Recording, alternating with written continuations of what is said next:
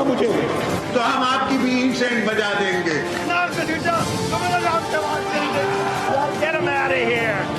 पाकिस्तान को इंशाल्लाह कुछ नहीं हो सकता। जिंदाबाद पाकिस्तान जिंदाबाद।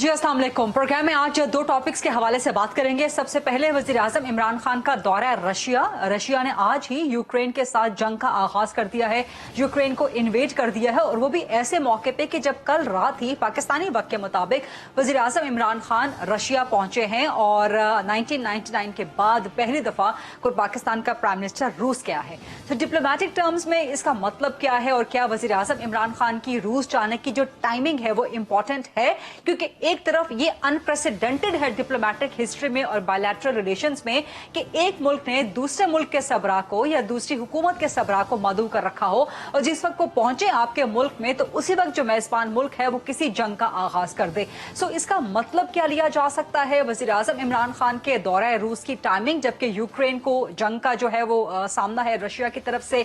अमेरिका समेत पूरी मगरबी दुनिया और खासतौर पर नेटो ने बहुत सख्त किस्म का रद्द-ए-अमल दिया है, यहां तक कि तुर्की, यहां तक कि जो पाकिस्तान के बरादर ममालिक हैं वो भी इस वक्त ना तो रूस की हिमायत में खुल के सामने आए हैं, और खासतौर पे तुर्की जो है तुर्की ने तो खास तौर पे रूस के साथ यूक्रेन के साथ हिमायत का ऐलान कर दिया है, और रूस के साथ एक तरह से गैर एलानिया ऐलान जंग है। यहां तक कि इस खित्ते में चीन और इंडिया जो कि रूस के बड़े अहम स्ट्रेटेजिक पार्टनर्स हैं, और इंडिया तो बहुत गहरा डिफेंस पार्टनर है रशिया का, उन्होंने भी खुल के रूस की साइड लेने से जो है इस वक्त तक एहतराज रखा है, और इस वक्त तक वो रूस की खुल के साइड नहीं ले रहे, और वो बिल्कुल इस वक्त न्यूट्रल हैं और कह रहे हैं कि जी हम डेवलपिंग सिचुएशन को देख रहे हैं। तो इस सारे आलमी सिनेरियो में वजीर आजम इमरान खान जो रूस पहुंच गए हैं, जो आप वहां पे लैंड कर गए हैं, आप बिल्कुल आई ऑफ द स्टॉर्म में इस वक्त मौजूद हैं, तो इससे दुनिया भर को क्या पैगाम जा रहा है? अमेरिका के साथ खासतौर पे ताल्लुकात, पूरी मगरबी दुनिया के साथ ताल्लुकात मुतासिर हो सकते हैं, नहीं हो सकते? रूस के साथ ताल्लुकात का फायदा हो सकता है कि नहीं हो सकता कि इतने क्रिटिकल मोमेंट पे पाकिस्तान का वजीर आजम रूस में मौजूद है? टाइमिंग दुरुस्त है, गलत है? इस हवाले से प्रोग्राम में जानने की कोशिश करेंगे। और दूसरा अहम टॉपिक तहरीक अदम एतमाद के हवाले से अपोजिशन की मुलाकातें अभी भी जारी हैं। आज आसिफ अली जरदारी की जमात इस्लामी के सबरा सिराजुल हक साहब से मुलाकात हुई है, और क्या अपोजिशन इस तहरीक अदम एतमाद में कामयाब हो जाएगी, और उसके बाद का सेटअप क्या होगा, और हुकूमत का और पाकिस्तान तहरीक इंसाफ का इसका काउंटर स्ट्रेटजी क्या होगी? यही सब कुछ जानने की कोशिश करेंगे। प्रोग्राम में आज मेरे साथ बहुत जबरदस्त शख्सियात मौजूद हैं जो कि इस वक्त हालात की नब्ज पे बड़ा गहरा जो है वो हाथ रखे हुए हैं और बड़ी गहराई से देख रहे हैं इन दोनों मामलात को, रूस वाले की भी और तहरीक अदम एतमाद की। प्रोग्राम के फ्लोर को क्वेश्चन आंसर्स के लिए ओपन करते हैं। मेरे साथ मौजूद हैं जी सीनियर सहाफ़ी हैं, तज्ज़ियाकार हैं मज़हर अब्बास साहब, वो मौजूद हैं। सीनियर तज्ज़ियाकार हैं सईद काजी साहब, वो मेरे साथ मौजूद हैं। और बस थोड़ी ही देर में हमें ज्वाइन कर लेंगे सीनियर दिफाई तज्ज़ियाकार हैं जनरल एजाज आवान साहब। मज़हर अब्बास साहब, पहला सवाल आपसे, वज़ीर आज़म इमरान खान का दौरा रूस, टाइमिंग आप क्या समझते हैं? दुरुस्त है, गलत है? मैंने अपने इंट्रो में बता दिया, असरात इसके क्या हो सकते हैं आपके नजदीक पाक और रशिया ताल्लुकात के और पाकिस्तान के पूरी दुनिया से खासतौर पर मगरिब के साथ ताल्लुकात पे?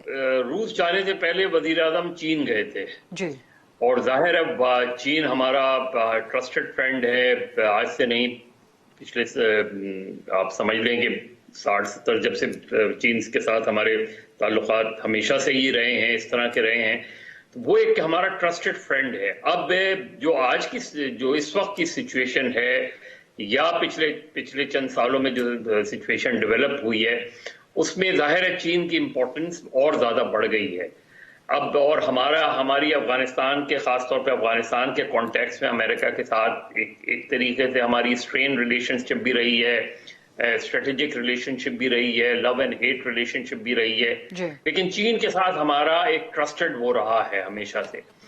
अब चीन के दौरे के मौके पे यह पहली मर्तबा खबर आई थी कि वजीर आजम जल्द ही रूस का दौरा भी करेंगे, और ये शाह महमूद कुरैशी साहब ने उस वक्त बात की थी। उस वक्त यूक्रेन में सिचुएशन ऐसी नहीं थी, वो टेंशन तो काफी अरसे से उनके दरमियान। अब जब वजीर आजम रूस जा रहे थे उस वक्त टेंशन ज्यादा बढ़ रही थी, और पाकिस्तान के दायरे, ये बात अपनी जगह दुरुस्त है कि पाकिस्तान दायरे इस तरह के दौरे पहले से प्लान्ड होते हैं, और ये भी हमें पता है कि जब इस तरह के दौरे हमारे प्राइम मिनिस्टर कोई भी हो वो करते हैं, तो उसमें सिर्फ फॉरेन ऑफिस की इनपुट ही नहीं होती, उसमें एस्टैब्लिशमेंट की इनपुट भी होती है, और उसमें जाहिर है वो भी अपना इनपुट देते हैं, वो सारी चीजें वो होती हैं। तो अब इस सिचुएशन में प्राइम मिनिस्टर को ये एडवाइस, क्या प्राइम मिनिस्टर ने अगेंस्ट दी एडवाइस गए प्राइम मिनिस्टर, या उनको ये एडवाइस दी गई कि जाना चाहिए जो भी सिचुएशन हो? हाँ, अलबत्ता अब आप सिचुएशन जब वहां पहुंचे हैं और वहां एक जंग छिड़ गई है, उसमें प्राइम मिनिस्टर के पुतिन के साथ 3 घंटे की मुलाकात हुई है, उसके बाद जो हम जिस पर्पस के लिए गए थे कि इकोनॉमिक बहुत से MOU साइन होंगे, अब नजर ये आता है क्योंकि सैंक्शंस आ गई हैं तो ये सिचुएशन, तो हमारी जो एक्सपेक्टेशंस थी वो नहीं है। लेकिन सिर्फ ये कहना काफी नहीं है कि हमें वहां दौरा मुलतवी कर देना चाहिए था, हमें नहीं जाना चाहिए था। मेरे ख्याल में इसके कॉन्सिक्वेंसेस जरूर होंगे, इसमें कोई शक नहीं है, प्रोवाइडेड कि हम कोई पोजीशन ले लें। अगर हमने कोई पोजीशन ले ली फिर बहुत मुश्किल हो जाएगी हमारे लिए, लेकिन ऐसा कि दौरा मुलतवी कर देना चाहिए था, जो एक जनरल हमारी यहाँ बात हो रही है।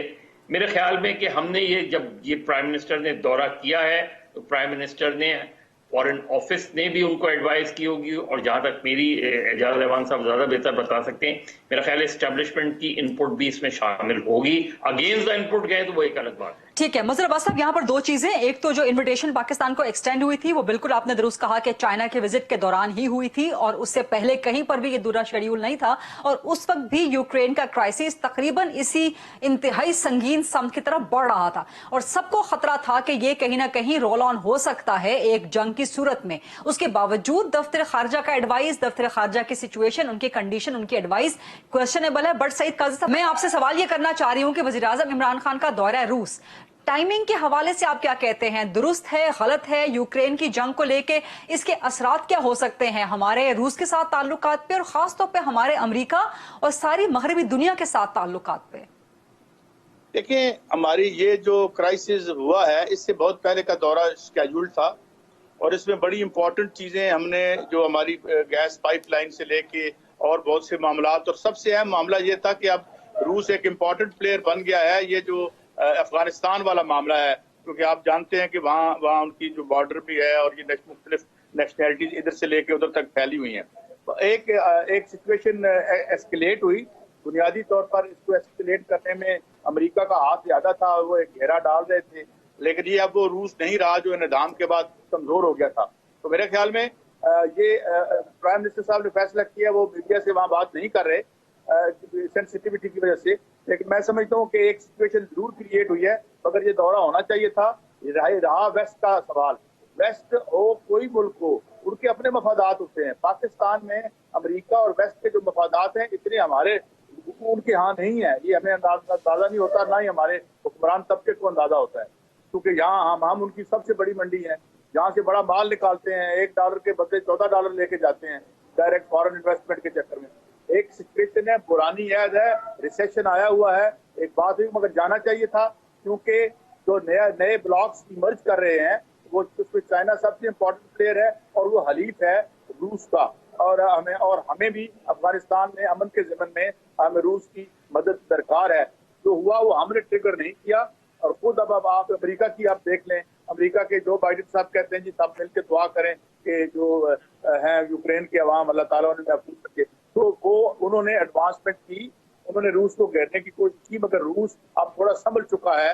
1990s वाला नहीं रहा जब सोवियत यूनियन टूटा था, या उसके बाद जो वीकनेस आई थी। तो मेरे ख्याल में जाना चाहिए था। आए हम अपने मामला देखेंगे, और दोनों अतराफ में हमें अपने डिप्लोमेटिक रिलेशन रखने चाहिए। और दूसरी बड़ी बात आपकी कि यूरोप और उनसे क्या असरात पड़ेंगे, भाई उनके यहाँ बेपनाह मफादात हैं, इतनी बड़ी मंडी है उनके पास, ये हम 700-800 बिलियन का तो रुपीज का तो हम हर साल असला उससे लेते रहे हैं। इसके अलावा उनकी मल्टीनेशनल यहाँ की सारी मंडी, हम तो कंज्यूमर सोसाइटी है, तो वो अपने, और फिर यूरोप भी कैसेटली सपोर्ट देगा। जर्मनी खास तौर पर, यूरोप की 40% गैस रूस से जाती है, لہذا وہ نہیں چاہیں گے کہ یہ بہت آگے جائے، کیونکہ روس سردیوں میں یورپ کو ٹھنڈا کرنے کی طاقت رکھتا ہے۔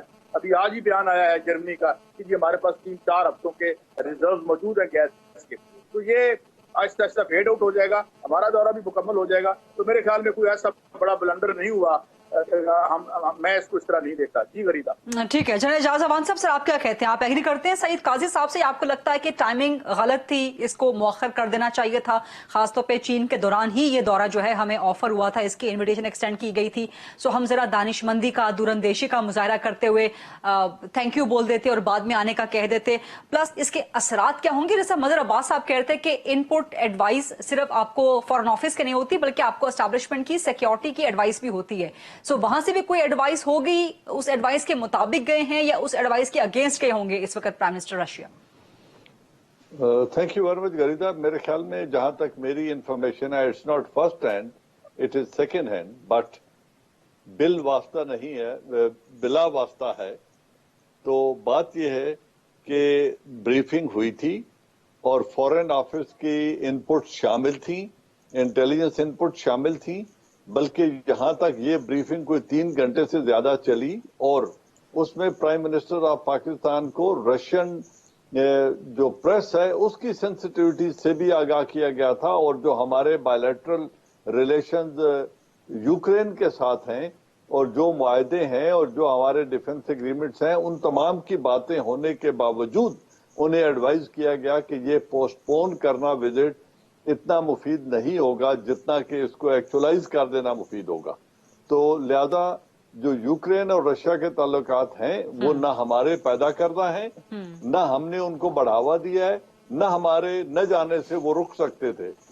اب رہی بات کہ اس میں گئے کیوں ہیں، دیکھیں 5 ایریاز میں ہمارے مفاد اس وقت رشیا کے ساتھ کنورج کرتے ہیں۔ پہلا مسئلہ ہے افغانستان کا، جہاں چین، رشیا، پاکستان اور سینٹرل ایشیا ڈائریکٹ ان کا مفاد جڑا ہوا ہے افغانستان کے امن سے، اور وہاں جو ایک ہیومینیٹیرین کرائسس ہونے جا رہا ہے، خدا نخواستہ اگر وہاں وائلنس شروع ہوتی ہے تو اس کا ڈائریکٹ امپیکٹ آئے گا ان 5 کنٹریز کے اوپر، چائنا کی انویسٹمنٹ پر، لیکن اندرونی حالات رشیا، پاکستان اور سینٹرل ایشیا کے اس سے متاثر ہوئے بغیر نہیں رہ سکیں گے۔ اس کے اوپر بات کرنا ضروری تھی اور اپنی اسٹریٹجائز کرنا کہ اب اس کو آگے کیسے لے کے چلنا ہے۔ پھر ڈیفنس کے اعتبار سے ایک آپشن ہے S-400 کے حوالے سے، اور باقی مزید کچھ اور اکوپمنٹ ہے جس کے حوالے سے، تو وہاں بھی بات کرنا ضروری تھی۔ ٹریڈ ہمارا کنورج ہوتا ہے، سی پیک کو ایکچولائز کرنا اور اس کے پوٹینشیل کو آپٹیمائز کرتے ہوئے سینٹرل ایشیا اور رشیا کو اس میں شمولیت کے لیے دعوت دینا اور ان کے ساتھ شراکت کرنا، یہ بھی بہت ضروری تھا۔ تو اگر یہ 5 چیزیں ہم دیکھیں، ٹریڈ، انرجی میں ویٹ سے لے کے ویٹ، گیس اینڈ آئل، ان تینوں اعتبار سے ہمیں جو آئندہ انرجی چاہیے، وی آر انرجی اسٹاروڈ اسٹیٹ، تو اس میں جو پروسپیکٹ کھلتے ہیں رشیا کے ساتھ تعلقات میں، وہ ہمیں کہیں اور سے نہیں مل سکتی۔ اور آپ اس کو 2 چیزوں کو سامنے رکھیں۔ سر ویٹ تو، سر مجھے ایک چھوٹی سی بات کہنے کی اجازت دیجیے گا، ویٹ تو ہم 37 سے 40% یوکرین سے امپورٹ کرتے ہیں، تو اس وقت ہمارا تو سب سے زیادہ جو امپورٹ ہو رہی ہے گندم، وہ یوکرین سے ہو رہی ہے۔ تو ہم نے یوکرین کے ساتھ خدا نخواستہ سفارتی تعلقات توڑ تو نہیں لیے، ہم نے ان کے ساتھ اپنے ٹریڈ کے معاہدے کینسل تو نہیں کر لیے، یا یوکرین کو ہم اس فریق میں پارٹی تو نہیں بنے۔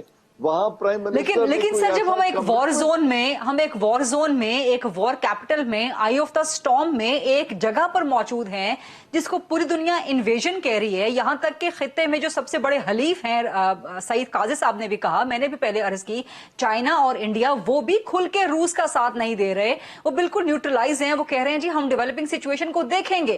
تو چین اور انڈیا تک اگر روس کے ساتھ کھل کے حمایت نہیں کر رہے، ہمارے برادر ممالک خاص طور پہ ترکی وہ روس کے خلاف ہو گیا ہے، ایسے میں آئی آف دا سٹارم میں ہم وہاں پر موجود ہیں، تو اس سے میسجنگ کیا جا رہی ہے؟ میسجنگ یہ ہے کہ ایک ساورن سٹیٹ ہونے کی حیثیت سے فورن آفس کی جو فورن پالیسی کی آپشنز ہیں، اس کو اگر ہم پاکستان کے مفاد میں سمجھتے ہیں तो उसको एक्सरसाइज कर लेने में कोई हर्ज नहीं है। जैसे पहले हमने अफगानिस्तान के सिलसिले में बहुत सारी चीजों पर अमेरिका की शराइत मानने से इनकार किया था क्योंकि वो पाकिस्तान के मफाद में था। एक जमाने में हमने यमन में फौज न भेजने का फैसला किया था क्योंकि वो पाकिस्तान के मफाद में था। और अगर ट्रेड की बात करें तो इस वक्त इंडिया $100 बिलियन से ज्यादा का ट्रेड चाइना से कर रहा है, जबकि वो स्ट्रेटेजिक पार्टनर अमेरिका का है, और S-400 वो रशिया से खरीद रहा है। तो अगर वो तीनों मुल्कों के साथ ताल्लुकात को लेके आगे चल सकता है तो पाकिस्तान के ऊपर इसके दरवाजे क्यों बंद होने चाहिए? ठीक है। मजहर अब्बास साहब, सर आपको क्या लगता है कि बावजूद इसके कि वज़ीर-ए-आज़म इमरान खान यहाँ से जाने से पहले इंटरव्यू देकर गए थे RT को, रशियन टेलीविजन को, कि पाकिस्तान किसी ब्लॉक का हिस्सा नहीं बनना चाहता, बट अमेरिका के बारे में भी वो कह गए थे कि अमेरिका ने पाकिस्तान का कभी भी खुल के उस तरह से साथ नहीं दिया जो पाकिस्तान के कौमी मफाद में हो। तो आप क्या समझते हैं कि अब जबकि प्राइम मिनिस्टर इमरान खान वहां मौजूद हैं तो पाकिस्तान की तरफ से बावजूद इसके कि हमारा स्टेटमेंट कुछ और कह रहा है बट हमारा एक्शन क्या ये प्रिडिक्ट कर रहा है, क्या ये दिखा रहा है, पोर्ट्रे कर रहा है कि हम किसी ब्लॉक का हिस्सा हैं, और फायदा क्या मिल सकता है इस विजिट के बाद पाकिस्तान को? देखिए गरीदा, अगर सैंक्शन लग जाएंगी जिस तरह की इत्तलात आ रही हैं और वो आ रही हैं, तो फिर तो आप रशिया के साथ ट्रेड नहीं कर पाएंगे। या तो आप जाहिर एक ऐसी पोजीशन एक ब्लॉक में कंप्लीटली जाके खड़े हो जाए, वो एक अलग बात है। लेकिन और आपकी जो जाहिर है यूरोपियन यूनियन की मार्केट है, दूसरी मार्केट्स हैं, उसको सामने रखते हुए आपको IMF से चीजें सारी मिलती हैं। तो अगर सैंक्शन के बाद, और यही इत्तलात हैं कि सैंक्शन के बाद तो अब MOU साइन नहीं हो रहे, अब अगर MOU साइन नहीं होते तो फिर तो ये जाहिर है हमें वेट करना पड़ेगा। लेकिन मैंने शुरू में ये बात की कि मेरे ख्याल में ये इस विजिट को बहुत से लोगों का ख्याल है, बहुत से दिफाई तजियाकारों का ख्याल है कि जी विजिट पोस्टपोन हो जाना चाहिए, नहीं होना चाहिए था। लेकिन उसके भी कॉन्सिक्वेंसेज होते अगर पोस्टपोन हो जाता। और जाहिर है मेरे ख्याल में चाइना जब वज़ीर-ए-आज़म गए थे, ये बात जरूर डिस्कस हुई होगी, his forthcoming visit to Russia, उधर भी ये बात डिस्कस हुई होगी। फिर जिस तरह भी एजाज अहमान साहब कह रहे थे कि बाकायदा 3 घंटे की अगर ब्रीफिंग है, उसमें इंटेलिजेंस इनपुट भी है, उसमें फॉरेन ऑफिस का इनपुट भी है, दीगर इनपुट भी है। तो प्राइम मिनिस्टर का ये अकेला फैसला नहीं है, सही या गलत, लेकिन इस फैसले में सारे लोग शामिल हैं। ठीक। एक छोटी सी ब्रेक का वक्त हुआ, let's take a short quick break. वापस आएंगे सईद काजी साहब से थोड़ा सा इसी पाकिस्तान रशिया मामलात के हवाले से सवाल करेंगे, एंड देन हम शिफ्ट कर जाएंगे तहरीक अदम एतमाद के हवाले से डिस्कशन पे। Stay with us please.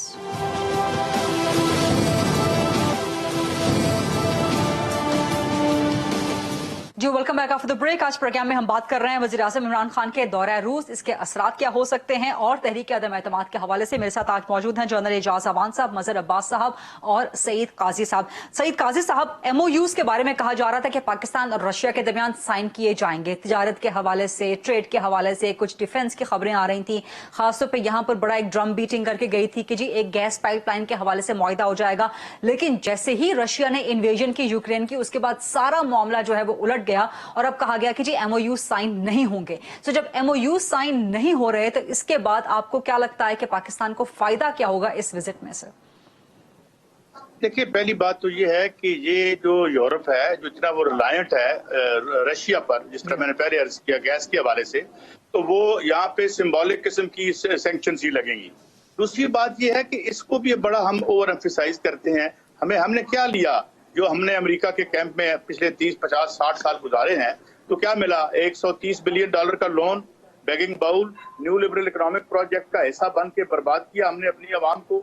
यहाँ पे कंज्यूमर सोसाइटी बना दिया। 2% के लिए हम कभी जो इस्लामिक बैंक ने कल कर्जा दिया है हमें, कभी हम जो है वो एशियन डेवलपमेंट बैंक की तरफ जाते हैं, कभी IMF रोजाना हमारी कीमतें बढ़वाता है। और जिस तरह मुझे हेनरी किसिंजर याद आता है, उसका कहना था और ठीक कहना था कि जो हमारे हलीफ होते हैं वो ज्यादा नुकसान में रहते हैं। अफगान वार देखें, जो हमने ये ब्लंडर किया था, कोई ब्लंडर इनटू अफगानिस्तान, उसकी क्या कीमत है? ठीक ठाक चल रहा था, जो सौर इनकलाब था उसने अफगानिस्तान की शक्ल बदल दी थी, पूरा रीजन शायद बदल जाता। उसको बर्बाद किया हमने मिलके CIA के साथ। उसके नतीजे में 70-80 हजार हमने लाशें उठाई अपने अवाम की, अपने शहीद बेटों की, फौज के जो है उन जवान जो है क्या निकला? हेरोइन कल्चर मिला हमें, वो हमें क्लाशनिकोव कल्चर मिला। कहाँ खड़े हैं हम? तो मेरे ख्याल में we are over emphasising. America वैसे लागू हो चुका है, इस साम्राज्य में इतनी जान और ताकत अब नहीं रही। तो बहरहाल हमारे अपने चैलेंजेस हैं और इतनी परफेक्ट हमारी ना पहले की खारजा पॉलिसी रही है ना अब रही है। अच्छी बात है इमरान खान ने जो है एक इमर्ज करते हुए ब्लॉक की तरफ कम से कम बढ़ा है, वरना हमारी इशराफिया तो सारा माल उधर रखा हुआ, उन्होंने बच्चे वहां पढ़ते हैं, वहां के उन्होंने लिए हुए हैं। यही तरीका कार है अमेरिका का मुल्कों को मगलूब रखने का कि उनके इशराफिया के बच्चों को वहाँ जो है वो पासपोर्ट दे दो, ये माल लूटें और आके हमारे साथ रहें। तो मेरे ख्याल में अवाम के नुक्ते नजर से हमें चीजों को देखना चाहिए। अगर इस इमर्जिंग ब्लॉक से यहाँ पे सी पैक आता है, यहाँ से इवन अफगानिस्तान से वो निकाल के ट्रेड रूट लेके जाना चाहते हैं सेंट्रल एशिया तक, if it happens that will be in our, हमारे मफाद में होगा। मगर क्या हमारी हुक्मरान इशराफिया में इतनी एबिलिटी है ये नहीं, ये एक बहुत बड़ा सवाल है। ठीक है, अब आगे बढ़ते हैं जरा तहरीक अदम एतमाद के हवाले से। जनरल एजाज अवान साहब, सर आप क्या कहेंगे? बिकॉज स्पेकुलेशन ये भी हो रही है कि शायद इस दफा अपोजिशन की जो कोशिश है तहरीक अदम एतमाद के हवाले से, उसके पीछे कहीं ना कहीं मुख्तलिफ हलकों की सपोर्ट या उनकी तरफ से एक खामोश हामी जो है वो शामिल है। आपको क्या लगता है कि तहरीक अदम एतमाद कामयाब हो सकेगी, ये आ सकेगी वज़ीर आज़म इमरान खान के खिलाफ, और 1973 के बाद किसी प्राइम मिनिस्टर के खिलाफ पहली बार कामयाब हो सकेगी? गरीदा, थैंक यू। पहली बात यह है कि मुझे खामोश हमायत को सुनने का मेरे पास कोई वसीला नहीं है। अगर कोई खामोश हमायत है तो चले अलल ऐलान हिमायत का जिक्र कर दें।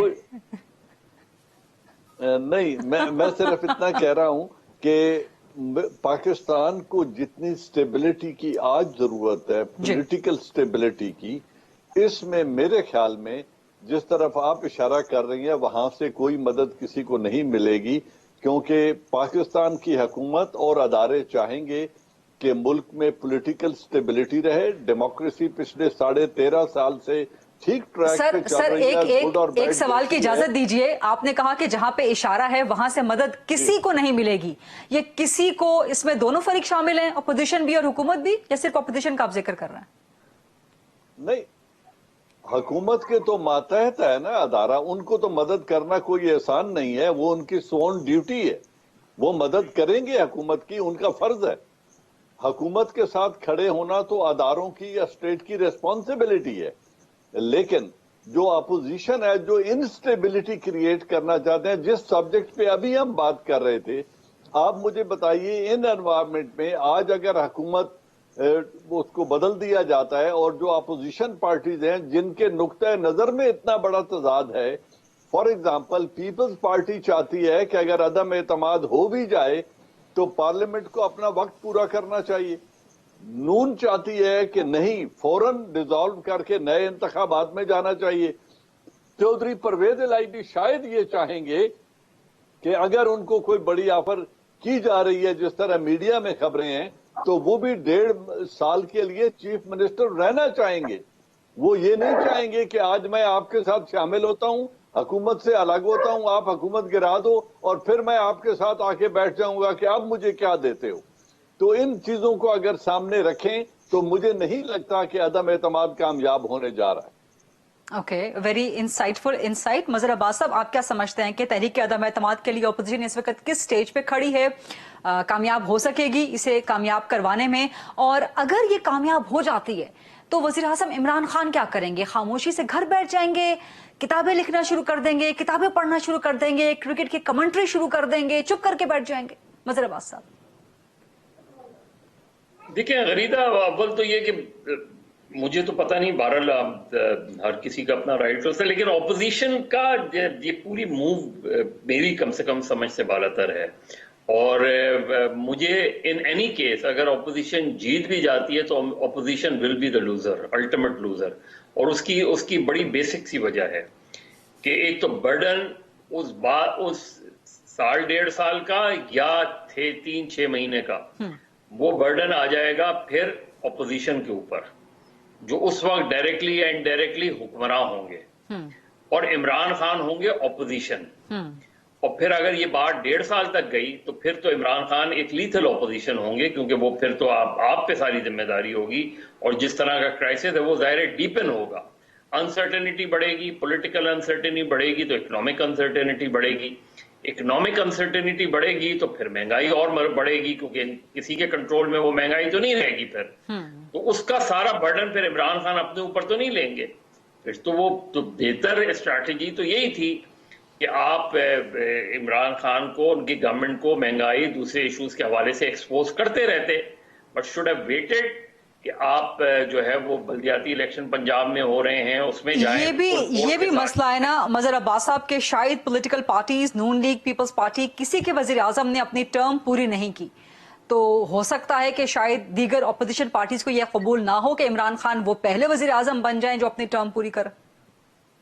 نہیں، میرا نہیں خیال اس سے زیادہ ہے، اس سے زیادہ چیز وہ ہو سکتی ہے، کیونکہ عمران خان کا بھی گورنمنٹ کا مسئلہ یہی رہا کہ انہوں نے انگیجمنٹ تو کی نہیں، انہوں نے پولیٹیکل انگیجمنٹ کی طرف تو گئے نہیں. وہ یہ نہیں کہ آپ کسی پہ کیس وڈرا کریں کسی کے اس کے اوپر، لیکن پولیٹیکل انگیجمنٹس مختلف طرح کی ہوتی ہے. اب یہ کہ جی شہباز شریف کو اسمبلی میں تقریر نہیں کرنے دیں گے، یہ نہیں کرنے دیں گے، اس ایٹیٹیوڈ سے چیزیں ایسکلیٹ ہوئی، اس ایٹیٹیوڈ سے آپ آئسولیٹ ہوئے، اس ایٹیٹیوڈ کی وجہ سے آپ اپنے اتحادیوں کو لوز کر رہے ہیں. اتحادی آپ کے ساتھ کھڑے بھی رہیں تب بھی وہ کھڑے نہیں رہتے. اور دوسرے جو اعجاز احمد صاحب بات کر رہے ہیں، ادارے حکومت کے ساتھ ہوتے ہیں، پارٹی کے ساتھ نہیں ہوتے.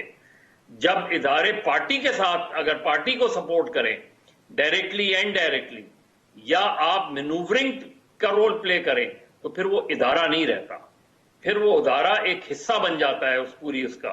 لہذا حکومت کا ساتھ دینا ایک چیز ہوتی ہے، لیکن اگر آپ ایک ووٹ آف نو کانفیڈنس کو روکنے کے لیے کوئی چیز کرتے ہیں تو نہ ایگزیکٹو ادارے کو ہدایت کر سکتی ہے، اور نہ ادارے کا یہ کانسٹیٹیوشنل رول بنتا ہے کہ وہ یہ کرے، یہ کام کرے. اور ہمارے یہاں بدقسمتی سے یہ کام ہوا ہے، اداروں نے اپنی کانسٹیٹیوشنل باؤنڈریز کراس کی ہیں بہت سے اس میں سچویشن میں. لہذا وہ نہیں ہوتا. تو ہم جب یہ کہتے ہیں کہ ادارے حکومت کے ساتھ ہوں گے یا اپوزیشن کے ساتھ ہوں گے، تو ادارے گورنمنٹ کی اس پوزیشن کے ساتھ ہوتے ہیں جن کا تعلق پیورلی گورنمنٹ سے ہوتا ہے اور نہیں ہوتا. ٹھیک، ویری ویل سیڈ. بہت زبردست پوائنٹس آپ نے ریز کیے ہیں مظہر عباس صاحب. اس وقت پروگرام میں ایک چھوٹی سی بریک کا وقت ہوا، ڈسکشن چل رہی ہے تحریک عدم اعتماد کے حوالے سے. Let's take a short quick break اور اس کے بعد کنٹینیو کرتے ہیں اس ڈسکشن کو.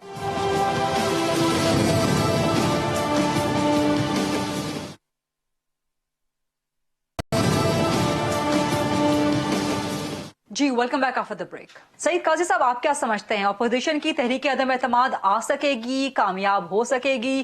وزیر اعظم عمران خان کو کوئی خطرہ ہے کہ نہیں ہے؟ اور ایک چیز ہمیں دیکھنے میں آ رہی ہے کہ اپوزیشن کی طرف تو بڑی ہنگامہ خیزی ہے، بڑی تلاطم خیزی ہے، لیکن حکومت کی طرف نسبتاً اس کے جواب میں خاموشی ہے. صرف چند ایک وزیر کچھ بات کر رہے ہیں، ادروائز گورنمنٹ نے اپنے پتے جو ہیں اپنے سینے سے لگا کے رکھے ہوئے ہیں. Why is that? دیکھیں، پہلی بات تو یہ ہے کہ عمران بہت لکی ہوگا اگر یہ گو تھرو ہو جائے اور عمران ڈی سیٹ ہو جائے. ہم پوسٹ 2020 ریسیشن میں رہ رہے ہیں اور پوری دنیا کو جو انفلیشن ہے امریکہ سے لے کے ہر جگہ پر، امریکہ میں 40 سال کا قیمتوں کا ریکارڈ ٹوٹ گیا ہے. تو وہ ورنہ عمران خان صاحب اگر 5 سال پورے کرتے ہیں تو اگلی ٹرم ان کی خطرے میں چلی جائے گی. ایک بات. دوسری بات، مظہر عباس صاحب نے بالکل ٹھیک کی کہ یہ اداروں کا ایک رول ہوتا ہے، مگر یہ جو تیسرا دور ہے اس میں تو سارے ایکسپوز ہو کے رہ گئے ہیں. ہر کوئی چاہتا ہے کہ ادارے رول ادا کریں لیکن ہماری پارٹی کے مفاد میں کریں. یہ جا کے نیچے بات کیا کرتے ہیں کہ جناب یہ پیج ختم ہو گیا، پیج پہ ہم آ کے بیٹھ گئے ہیں. تو کدھر گیا بیانیہ کہ اسٹیبلشمنٹ جو ہے وہ اپنا کام کرے اور ہم اپنا کام کریں. راتوں کو 7.5 گھنٹے محمد زبیر صاحب کیا کرنے گئے تھے آرمی چیف کے پاس؟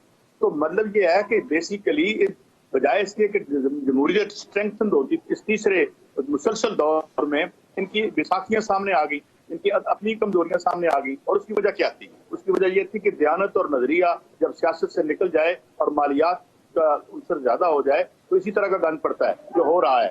تو اس لیے میں سمجھتا ہوں کہ اسٹیبلشمنٹ کا رول اگر غلط نہ ہوتا، 85 کا مارشل لا نہ لگا ہوتا، تو یہ آج سارے لیڈر ہوتے جو ایک نان الیکٹڈ اسمبلی میں بیٹھ گئے تھے. خواجہ آصف صاحب کے والد کے سربراہی میں جو اسپیکر تھے اس نان الیکٹڈ اسمبلی کے. تو بات یہ ہے کہ یہ سلسلہ اتنا آسان نہیں ہے. اور میں سمجھتا ہوں کہ خان صاحب ایزی ہیں، یہ بندے پورے کر پائیں گے یا نہیں کر پائیں گے، فیصلہ کہیں اور ہونا ہے. اب ہر پروگرام میں کیا بات ہو رہی ہے، وہ جی کچھ پتہ نہیں کیا ہونا ہے، دیکھیں اشارہ کس طرف سے آتا ہے، کس کے لیے آتا ہے، اس کا کیا مطلب ہے. تو اس کا مطلب یہ ہے کہ اگر آپ کی پولیٹیکل ایلیٹ ویکن ہوئی ہے، ڈیپینڈنٹ ہے، عوام میں اس کی روٹس نہیں ہے. جب آپ کی عوام میں روٹس نہیں ہوتی تو اسٹیبلشمنٹ کے رول بڑھ جاتے ہیں. تو گلے نہیں کرنے چاہیے عوام کے لیے. کوئی کیا ہو صاحب، یہاں یوگو ہیولز نے بنائے ہیں، وہاں پہ 3.9 ملین مکان لوگوں کے لیے بنائے ہیں. امریکہ پورا زور لگا رہا ہے، مگر وینزویلا میں نکولس مادورو تمام کمزوریوں کے باوجود بیٹھا ہوا ہے. اسٹیبلشمنٹ کی ضرورت نہیں ہے، ایون ورلڈ اسٹیبلشمنٹ کو اس نے شکست دی ہے. تو یہاں آپ ٹھیکیداروں کے ساتھ مل کے مال مول کھائیں گے تو پھر وہ جمہوریت کمزور ہوتی ہے اور پنڈی مضبوط ہوتا ہے. اور پنڈی مضبوط میں نہیں کہتا کہ اسے ہونا چاہیے، مگر کیا کس نے ہے؟ ہم نے اس کو الاؤ کیا ہے क्यों अपना कॉन्स्टिट्यूशनल रोल अदा नहीं कर सकता हमारा प्राइम मिनिस्टर जो भी होता है? और जो अब क्या करते हैं ये, आप तहरीक चला रहे थे जी कि एस्टेब्लिशमेंट को जो है कट डाउन टू साइज करें, और आप एस्टेब्लिशमेंट से जो है वो कहते हैं हमारी मदद करो ताकि हम इसको हटाएं। तो ये है कंट्राडिक्शन जो जब तक हमारी सियासत से दूर नहीं होती, कोई इदारा अपने प्रेस्क्राइब जो लिमिट्स हैं उसमें नहीं जाएगा। चले सईद काजी साहब, ये तो आप इन प्रिंसिपल बात कर रहे हैं ना, ये तो आप उसूली नजरियाती किताबें बातें कर रहे हैं, लेकिन पाकिस्तान के जो सियासी हालात हैं वो बड़े मुख्तलिफ होते हैं, बड़ी माजरत के साथ, बड़े एहतराम के साथ। तो इस वक्त आपको लगता है कि पाकिस्तान के मारूजी हालात को रखते हुए एस्टैब्लिशमेंट इस वक्त आपको किस तरफ झुकाव, किसी तरफ आपको नजर आ रहा है या आपको लग रहा है कि न्यूट्रल है? बिल्कुल जितने आपके लोगों से बात हुई है, एस्टैब्लिशमेंट से कोई बात नहीं हुई, लेकिन जो एनालिस्ट हैं या जानने वाले हैं सब कंफ्यूज हैं, किसी को कुछ पता नहीं आखिरी लम्हे में क्या होगा। आज मेरे कोलीग भट्टी साहब 3 दिन से इस्लामाबाद से वापस आए हैं, मैंने उनसे भी पूछा, उनका जनाब अभी कोई फैसला और इशारा नहीं हुआ। मैंने सिर्फ इतना अर्ज किया था अपने प्रोग्राम में कि ये कहते हैं हमारे 22 नंबर और 20 नंबर पूरे हो गए। अरे भाई, जिनके 20 और 22 नंबर है वो पूरे कर लेंगे जिस तरह उन्होंने कर, और आप भी उनके नंबरों में हैं। जो नो कॉन्फिडेंस लाने वाले हैं ना, वो भी उधर से ही जो है वो लेंगे कोई ना कोई Q. So this is very unfortunate. I'm not taking pleasure in this state of affairs. लेकिन ये हम तो पॉलिटिकल तहरीकों का भी हिस्सा रहे, तो ये हमारी वीकनेस है। और इसकी बुनियादी वजह क्या है? ये ख्याली बातें नहीं है। यहाँ पे इस मुल्क में यहाँ पे आर्मी चीफ को जुल्फिकार अली भुट्टो ने तब्दील कर दिया था और कुछ नहीं हुआ था। हाँ, बाद में जब उन्होंने लोगों को मायूस कर दिया तो कहानी और हो गई। तो ये ख्याली बातें नहीं है। ठीक, अब क्या ये हमें करना चाहिए था, और वो सिर्फ एक कर सकते थे, अवाम को एम्पावर करके। हम ठेकेदारों को एम्पावर करते रहे, तो अब ठेकेदार तो हमें बचाने से रहे। ठीक, वैलिड पॉइंट्स, बड़े वैलिड पॉइंट्स है कादिर साहब आपके। चौधरी जाज़ावान साहब, सर 2 सिचुएशंस हो सकती है ना अगर ये नो कॉन्फिडेंस मोशन मूव करती है, या तो ये कामयाब हो जाएगी या फिर ये नाकाम हो जाएगी। अगर नाकाम हो जाएगी तो उस सूरत में इमरान खान आपको किस सूरत हाल में सामने आते हुए नजर आएंगे, और अगर कामयाब हो जाती है तो फिर आप क्या समझते हैं कि what would be the role of Imran Khan? क्या वो घर बैठ जाएंगे, किताबें पढ़ना और लिखना शुरू कर देंगे, कमेंट्री करना शुरू कर देंगे, अगले इलेक्शन की तैयारी करना शुरू कर देंगे? सर दोनों सिचुएशंस में बात करीदा ये है, देखें, अगर हम इस मौजूदा डिस्कशन को जो लें, मेरे पास कोई इत्तला नहीं है, मैं अपनी जाती राय दे रहा हूं इन बातों को सुन के जो अभी हम कर रहे हैं।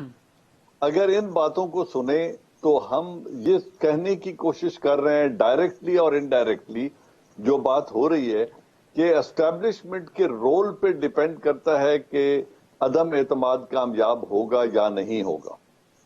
अगर ये मैंने सही समझा है तो फिर मुझे ये कहने का हक भी दें कि ये मलबा एस्टैब्लिशमेंट अपने ऊपर क्यों डालेगी कि पहले 3.5 साल इल्जाम सुना, राइट और रॉन्ग की बहस में जाए बगैर ये इल्जाम सुना कि सिलेक्टेड और सिलेक्टर हैं, और आज अगर 1.5 साल अगले रहने वाले 1.5 साल में ये इल्जाम सुनना है कि हुकूमत गिराने में एस्टैब्लिशमेंट ने एक किरदार अदा किया, तो क्या ये अदारे की शोहरत में इजाफा करेगा? क्योंकि दोनों तरफ सपोर्टर्स तो हैं ना, पॉलिटिकल सपोर्ट इमरान खान की भी मुल्क में बहुत है। तो सर ये गुफ्तगू शायद जो तासुर आपने लिया है, सर ये जो तासुर आपने लिया है, ये गुफ्तगू, ये चहमगोइयां मुल्क में इसलिए भी हो रही हैं क्योंकि नवंबर 2022 में एक और बहुत इंतहाई अहम तरीन तयनाती तकर्री वो भी होनी है। तो ये सबको लिंक किया जा रहा है कि शायद नवंबर 2022 का पेश खैमा है। नहीं, ये हमेशा होती है और वो प्राइम मिनिस्टर का प्रिविलेज होता है, और जब भी कोई चीफ आते हैं तो वो 5 नाम भेजते हैं और प्राइम मिनिस्टर चुनते हैं, और ये एजाज नवाज शरीफ साहब को ही हासिल है कि उन्होंने 6 आर्मी चीफ बनाए। इमरान खान ने तो अभी तक एक भी नहीं बनाया। तो कहने का मकसद ये है कि ये एक रूटीन तब्दीली है पाकिस्तान आर्मी के अंदर। अगर हम कहें कि जी उस तब्दीली से 9 माह पहले हुकूमत गिराना जरूरी हो गया है, तो ये एक बड़ी नेगेटिव सोच होगी। लिहाजा मैं समझता हूं कि एस्टैब्लिशमेंट हुकूमत वक्त के साथ और पाकिस्तान के वसी तर मफाद जो पॉलिटिकल स्टेबिलिटी में है, जो रीजनल स्ट्रेटेजिक एनवायरनमेंट डिक्टेट कर रहे हैं, मेरे ख्याल में अगर उन्होंने चुनना हुआ तो वो स्टेबिलिटी और पाकिस्तान के मफाद को ही यकीनन चुनेंगे और किसी पॉलिटिकल मेक एंड ब्रेक का हिस्सा नहीं बनेंगे। This is how I see it. बहुत बहुत शुक्रिया मजहर अब्बास साहब, सईद काजी साहब, जर्नल एजाज अवान साहब। ये था आज का प्रोग्राम, बड़ी जबरदस्त एनलाइटनिंग इंसाइटफुल डिस्कशन रही। आई विल सी यू इंशाल्लाह कमिंग वीक ऑन मंडे। अल्लाह हाफिज।